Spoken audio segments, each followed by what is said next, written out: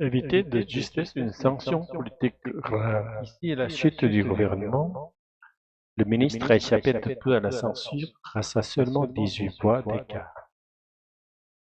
À 18 voix près, presque, il manquait que 18 voix pour que le résultat soit admis. Le projet de la loi a été adopté à 3 voix près. Motion de censure. Vote par lequel les députés peuvent renverser le gouvernement. L'opposition a déposé une motion de censure pour protester contre la réforme. Un exécutif sous surveillance. Un gouvernement étroitement observé dont les actions sont surveillées. Après le scandale, l'exécutif reste sous surveillance des médias. Soulagé, qui ressent un grand apaisement après une peur ou un risque. Après le vote, le Premier ministre est sorti soulagé du Parlement. Bavarder, faire des déclarations, parler beaucoup, souvent sans nécessité. Je ne vais pas bavarder, il faut travailler, a dit le ministre. La situation fragile. La position politique est instable, menacée. Après ce vote serré, le Premier ministre sait que sa situation reste fragile. C'est joué après. Le résultat a dépendu d'un petit nombre d'éléments. La victoire s'est jouée à 10 voix près. Donner la charge, attaquer vigoureusement souvent dans un contexte politique. La France insoumise a sonné la charge contre le gouvernement. Faire grise mine, montrer de la déception ou du mécontentement. Après le vote, les opposants faisaient grise mine, prendre les armes, abandonner le combat, se résigner à la défaite.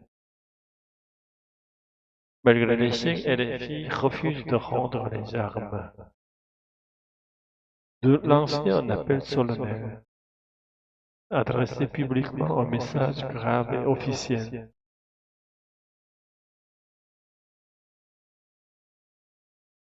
Un embuscade prêt à intervenir dans l'attente d'une occasion favorable.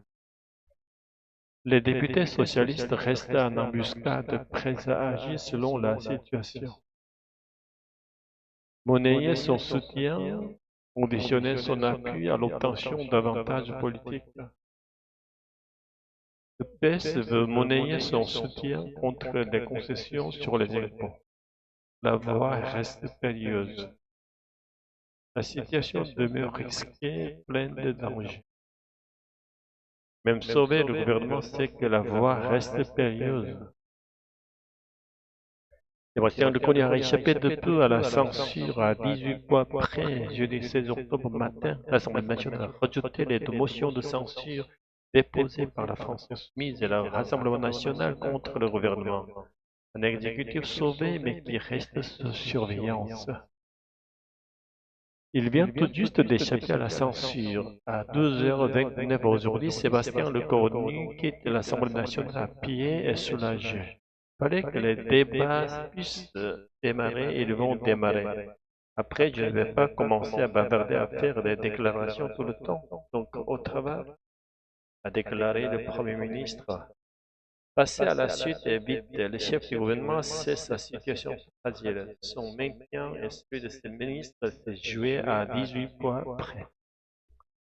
La France insoumise a sonné la charge contre le gouvernement. Dès l'ouverture de la séance, nous continuerons de le combat et nous en serons assurés à un titre de l'Assemblée électorale trouvée, immédiatement suivi d'une deuxième salle signée Marine Le Pen. Tôt ou tard, la dissolution s'imposera. Tournez devant les honneurs de moi, Josué la montre, Assemblée nationale. Sur les ventes du gouvernement, avant, vous avez été candidat à l'élection présidentielle en 2017. Vous avez été battu. Vous avez été candidat à l'élection présidentielle en 2022. Vous avez été battu, a-t-il rappelé à l'ancienne candidate. Réplique de la France insoumise. Les députés sont alors appelés à voter et à 11h40, le verdict tombe enfin. Pour l'adoption, 271. Il aurait fallu 18 voix supplémentaires pour faire passer la censure. Le camp présidentiel peut souffrir. Les Français ont besoin de savoir que nous sommes tous au travail, que nous avons tous envie de consolider cette situation, de leur donner un budget, à commenter la présidente de l'Assemblée nationale, Yael Braun-Pivet. Si le camp mélanchoniste fait grise mine, pas question pour autant de rendre les armes. Nous lançons un appel solennel à la résistance populaire et parlementaire pour continuer de lutter contre ce budget cruel, annonçait Mathilde Panot, chef des députés insoumise. PS leur a posé leurs conditions. En embuscade, les députés socialistes de 6-7 d'entre eux ont voté la censure contre l'avis du parti. Les 62 autres ont choisi de donner sa chance au gouvernement en échange de la suspension de la réforme des retraites. Si le gouvernement ne tenait pas ses engagements, je pense notamment à la suspension de la réforme des retraites, il va de soi que nous censurerions immédiatement, a souligné Olivier Faure, chef du Parti socialiste. Le PS veut même monnayer son soutien encore plus cher avec une taxe sur les plus hauts revenus et faire reculer le gouvernement sur ses mesures d'économie, notamment dans la santé, alors que les républicains, eux, s'opposent à toute hausse d'impôts et réclament un tour de vis sur l'immigration. Pour Sébastien Lecornu, la voie reste périlleuse. Après, la censure évitée. Alors, le gouvernement Lecornu a échappé de peu à la censure, n'est-ce pas?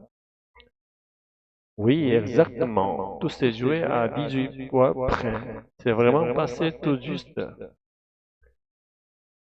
Deux motions de censure avaient été déposées, une par la France insoumise et une par le Rassemblement national.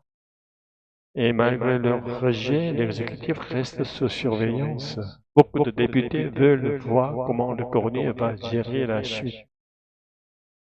Quand il est sorti de l'Assemblée, il avait l'air soulagé. Oui, il a même dit qu'il ne voulait pas bavarder ni faire des déclarations, il préfère retourner au travail. Mais il sait que sa situation est fragile.